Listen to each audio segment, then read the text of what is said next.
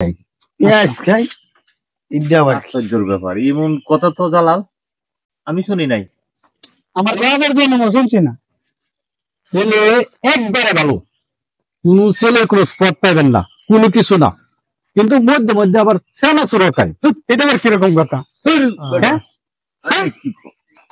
এই বিয়া দেন দিত না, আমার সন্দেহ লাগতেছে। আপনারা কি কোন? আরে না ভাই, সমস্যা নাই।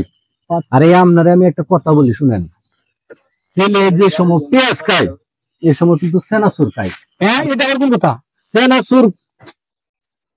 সেনাচুর খাওয়ার পরে আবার আরেকটা জিনিস খাই, এই জিনিসটা কি? লাল পানি। এগুলা আরে না, আমি বুঝছি কেন না বুঝলো। কি মদ কা মদ বলতে লাল পানির মধ্যে মদের ব্যবধান আছে। কেরো এরুকা বড় ভাই, এটা কিন্তু আরো দামি মদ, মানে আরো দামি মদ, আমেরিকান মদ। ছেলে টাকা পয়সা আছে কিন্তু ছেলে বাংলা মদ খায় না।